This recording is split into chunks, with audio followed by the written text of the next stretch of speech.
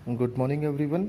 तो Gauss applications में हमने थिन शीट के लिए इलेक्ट्रिक फील्ड निकाला था जिसकी वैल्यू आई थी सिग्मा अपॉन 2 एप्सिलॉन नॉट। अब कितनी वैल्यू आई थी? Sigma upon 2 epsilon not I थी वैल्यू। ठीक है, तो ये हमें याद रखना है। नेक्स्ट एप्लीकेशन जो है उसमें हम इसी तरह की दो शीट लेंगे, दोनों को पैरेलल अगर रखा जाए तो कितना इलेक्ट्रिक फील्ड अलग अलग पॉइंट पर होगा वो निकालना है। तो इसके लिए यहाँ आप देखेंगे कि यहाँ एक आपके पास सीट है, मान लेते हैं सीट नंबर 1, और ये दूसरा सीट है सीट नंबर 2। इसकी सरफेस चार्ज डेंसिटी सिग्मा 1, इसकी सरफेस चार्ज डेंसिटी सिग्मा 2, दोनों पॉजिटिवली चार्ज हैं। तो अगर ये पॉजिटिवली चार्ज हैं तो उसी तरह से यहाँ इलेक्ट्रिक फील्ड मान लिया जाए E1 है, यहाँ पर भी E1 है। इस सीट की वजह से इलेक्ट्रिक फील्ड E2 और E2 है। दोनों को जब पास में रखा जाएगा पैरेलल, तो इस तरह से इसका डायरेक्शन और इसका डायरेक्शन अपोजिट है, यानी आप 3 पॉइंट पर हम कंसीडर करेंगे। जो दोनों पैरेलल सीट है उसके राइट साइड पर बाहर की ओर, दोनों के बीच में, और लेफ्ट साइड पे बाहर की ओर 3 पॉइंट पे निकालना है। तो पहले इस सीट को लेते हैं सीट 1। तो सीट 1 की वजह से लेफ्ट साइड पे बाहर की ओर इलेक्ट्रिक फील्ड होगा E1। इधर डायरेक्शन E1 का राइट साइड की ओर है, और इस पॉइंट पर इसी सीट की वजह, सीट 1 की वजह से इस पॉइंट पर भी बाहर की ओर E1 है। अब दूसरे सीट को कंसीडर करते हैं। दूसरे सीट की वजह से इस पॉइंट पर इलेक्ट्रिक फील्ड बाहर की ओर है, इस पर E1 के अपोजिट डायरेक्शन पे है मिड पॉइंट पे, और लेफ्ट साइड पे बाहर की ओर उसी डायरेक्शन में है जिधर E1 है। तो अब E1 E2 इधर दोनों सेम डायरेक्शन में है, इधर E1 E2 दोनों सेम डायरेक्शन पे है, यहाँ अपोजिट है। तो अब हमें इलेक्ट्रिक फील्ड निकालना है। अगर हम बाहर की ओर चाहे इधर निकालें चाहे इधर किसी एक और कंसीडर कर लें, तो यहाँ E1 और E2 दोनों ऐड हो जाएंगे। यहाँ मैंने किया है, यानी at point outside E is equal to E1 plus E2। अब हमने पीछे निकाला था सिग्मा अपॉन 2 एप्सिलॉन नॉट, तो सीट 1 के लिए sigma 1 upon 2 epsilon naught, seat 2 के लिए सिग्मा 2 अपॉन 2 एप्सिलॉन नॉट। दोनों को ऐड कर देते हैं, ये वैल्यू आ जाती है। और बिटवीन में निकालना है, बीच में अगर तो दोनों अपोजिट डायरेक्शन में है तो माइनस हो जाएंगे, तो ये वैल्यू आ जाएगी। अब एक चीज़ और इसमें याद रखना है कि अगर दोनों की सरफेस चार्ज डेंसिटी सेम है तो यहाँ सिग्मा सिग्मा ऐड हो जाएगा, 2 cancel, sigma upon 2 epsilon not. यहाँ सिग्मा सिग्मा माइनस हो जाएगा तो 0, यानी अगर सरफेस चार्ज डेंसिटी सेम है, पैरेलल है, तो बीच में इलेक्ट्रिक फील्ड 0 हो जाता है। ओके, यानी अब हम इसको कंसीडर करेंगे किसी एक कंडक्टर के रूप में, क्योंकि कंडक्टर पे भी बाहर की ओर ही चार्ज होता है, उसके सरफेस पे होता है, अंदर नहीं होता है, और इस वजह से इलेक्ट्रिक फील्ड उस पर 0 हो जाता है। तो ये आपका हो गया। मान लिया जाए कि अब एक सीट आपके पास निगेटिव है, जैसे इसमें एक पॉजिटिव हमने सीट ले ली, एक निगेटिव। तो इस सीट की वजह से मैंने जो भी इलेक्ट्रिक फील्ड दिखाया है वो रेड से दिखाया है। ये E1 का डायरेक्शन इधर की ओर, यहाँ E1 का डायरेक्शन, यहाँ E1 का डायरेक्शन बाहर की ओर। निगेटिव की वजह से सीट की तरफ होगा, तो मिड पॉइंट पे E2 सीट की तरफ, इस पॉइंट पे यानी राइट साइड पे बाहर की ओर E2 सीट की तरफ, और लेफ्ट साइड पे P पे सीट की तरफ कंसीडर करते हैं। तो अब बाहर आप देखेंगे दोनों अपोजिट हो गए, दोनों इलेक्ट्रिक फील्ड क्या हो गए, दोनों सीट की वजह से अपोजिट, मिड पॉइंट पे सेम डायरेक्शन में हो गए। तो अब अगर मिड पॉइंट पे निकालते हैं बिटवीन द शीट्स, तो E1 प्लस E2 ऐड हो जाएंगे। और अगर बाहर किसी पॉइंट पे निकालें, चाहे लेफ्ट साइड पे चाहे राइट साइड पे, तो दोनों क्या हो जाएंगे, माइनस हो जाएंगे। तो ये एक एप्लीकेशन था कि सीट अगर पैरेलल रखे हों तो उसके लिए। अब उसके बाद आते हैं कि इलेक्ट्रिक फील्ड हमें निकालना हो कि जस्ट आउटसाइड कंडक्टर। अभी मैंने सीट की बात करी थी कि सीट अगर पास पास रखी हो तो ये मान लेते हैं कि कंडक्टर हो बाहर।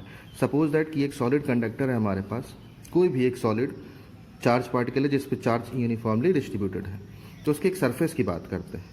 अब सरफेस पे हम कोई एक एरिया एलिमेंट ले करके, जैसे सॉल्व करते थे गॉस थ्योरम में, उस तरह से एरिया एलिमेंट हमने ले लिया, दोनों सेम डायरेक्शन में है। तो यहाँ इलेक्ट्रिक फील्ड बाहर की ओर, इधर इलेक्ट्रिक फील्ड सेंटर की तरफ। ऐसे दूसरे सरफेस पे लेते हैं एरिया एलिमेंट बना के, तो बाहर की ओर, यहाँ अंदर की तरफ। अब इस पर कंसीडर करेंगे तो दोनों अपोजिट डायरेक्शन में। अब क्योंकि इन साइड पे 0 होता था, क्योंकि यहाँ तो सरफेस चार्ज डेंसिटी सेम रहेंगे दोनों सरफेस पे, तो 0 हो जाएगा, केवल बाहर निकलेगा, चाहे यहाँ चाहे यहाँ। तो अब इसको मैंने कंसीडर किया है बाहर की तरफ। यहाँ पर भी अगर हम डायरेक्ट वाली वैल्यू लगाएं सीट वाली तो सिग्मा अपॉन 2 एप्सिलॉन नॉट, यहाँ सिग्मा अपॉन 2 एप्सिलॉन नॉट, क्योंकि दोनों की सरफेस चार्ज डेंसिटी सेम है, ऐड कर देंगे सिग्मा अपॉन एप्सिलॉन नॉट। और अगर हमें बीच में निकालना है तो माइनस होकर के इलेक्ट्रिक फील्ड जीरो हो जाता है, यानी कंडक्टर के अंदर इलेक्ट्रिक फील्ड जीरो हो जाएगा, केवल उसके सरफेस पे चार्ज डिस्ट्रीब्यूट रहता है, उसकी वजह से बाहर बाहर इलेक्ट्रिक फील्ड बनेगा। एक तो सीट वाला हमने मेथड लगा दिया, एक डायरेक्ट अगर गॉस थ्योरम का मेथड लगाएं तो पहले एक पॉइंट पे फ्लक्स निकाल लेते हैं।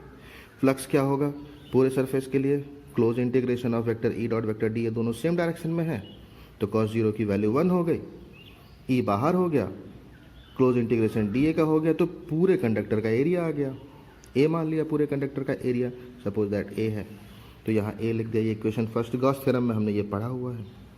और क्यू होता है सिग्मा इंटू ए, यहाँ सिग्मा सरफेस चार्ज डेंसिटी है, ए एरिया के लिए वैल्यू रख देते हैं, ये आया, दोनों को कंपेयर कर देते हैं तो ई की वैल्यू वही आ जाती है जो हमने यहाँ निकाली थी, sigma upon epsilon not sigma upon.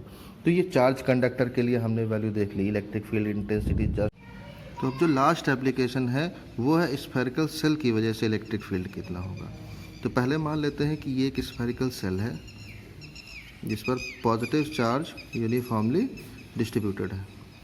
अब इस स्फेरिकल सेल के एक्सटर्नल पॉइंट पे, यानी बाहर की ओर एक पॉइंट पे हमें निकालना है इलेक्ट्रिक फील्ड कितना होगा, सरफेस पे निकालना है, यानी कैपिटल आर की डिस्टेंस पे, कैपिटल आर इसका रेडियस है और स्मॉल आर आउटसाइड की डिस्टेंस हो गई सेंटर से। और इसी सेल के अंदर हमने एक और डॉटेड लाइन से सेल बनाया है, इस पर एक पॉइंट ले लिया है पी डैश जो कि इन साइड की दिखाएगा, यहाँ पर भी हम निकालेंगे। तो ये निकालने के लिए पहले इस पॉइंट एक्सटर्नल पॉइंट पी पर एक एरिया एलिमेंट ले लेते हैं डी ए, उसका वेक्टर इस डायरेक्शन में, पॉजिटिव चार्ज की वजह से इलेक्ट्रिक फील्ड बाहर की ओर, दोनों सेम डायरेक्शन में हो गए तो उस एरिया एलिमेंट के लिए डी फाई ई यानी फ्लक्स जो आएगा जब उसका इंटीग्रेशन करेंगे तो टोटल फ्लक्स निकलेगा, यानी टोटल फ्लक्स आपका कितना आएगा vector E dot vector D A, क्योंकि दोनों सेम डायरेक्शन में है तो कॉस जीरो की वैल्यू 1 हो गई, ई डॉट डी ए आ गया, ई बाहर हो जाएगा, डी ए का इंटीग्रेशन करेंगे। अब क्योंकि जो स्मॉल आर डिस्टेंस लिया तो ये पूरा एक गॉसियन सरफेस आपका बना है तो इसका पूरा surface area 4 pi small r square आ जाएगा, तो हमने इसकी वैल्यू रख दी क्लोज इंटीग्रेशन डी ए का 4 pi small r square. Gauss theorem से भी फ्लक्स कितना होता है phi E q upon epsilon naught, दोनों को कंपेयर कर देंगे तो एक इक्वेशन आ जाता है E is equal to 1 upon 4 pi epsilon naught Q upon R square. अब एक्सटर्नल पॉइंट के लिए क्या करेंगे, क्यू को कंसीडर करेंगे, पहले क्यू निकालेंगे। अब अगर एक्सटर्नल पॉइंट पे निकालना है तो क्यू देख लेते हैं, अगर सरफेस चार्ज डेंसिटी यहाँ पर सिग्मा मान लें तो एक्सटर्नल पॉइंट की डिस्टेंस कितनी है स्मॉल आर स्क्वायर, तो अब क्यू कितना हो जाएगा सिग्मा इंटू ए, ये हम पढ़ चुके हैं पीछे सिग्मा, और क्योंकि सरफेस पे है ये सरफेस चार्ज डेंसिटी तो हमें कैपिटल आर ही लेना पड़ेगा जो कि रेडियस है, तो एरिया 4 पाई आर स्क्वायर, ये क्यू की वैल्यू आ गई। इस इक्वेशन में हम क्यू की वैल्यू पुट कर देते हैं तो वैल्यू आ जाती है, ये एक्सटर्नल पॉइंट पे आ गया।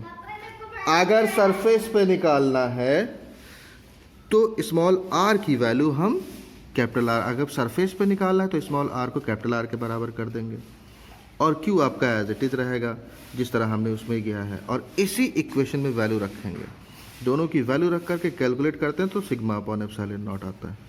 अब इस इंटरनल पॉइंट पी डैश पे निकालना है तो यहाँ भी एक सरफेस गॉसियन मानेंगे, लेकिन यहाँ जो गॉसियन सरफेस होगा उस पर कोई भी चार्ज नहीं होगा, क्यों, क्योंकि चार्ज जो होगा वो स्फेरिकल सेल के सरफेस पे डिस्ट्रीब्यूट होता है, अंदर डिस्ट्रीब्यूट नहीं होता। तो जब इस गॉसियन सरफेस पे कोई भी चार्ज डिस्ट्रीब्यूट नहीं है तो क्यू आपका 0 हो गया। अब इस इक्वेशन में अगर हम 0 रखेंगे तो ई की टोटल वैल्यू 0 हो जाएगी, यानी at an internal point Q must be 0, therefore electric field is equal to 0. Okay, thank you.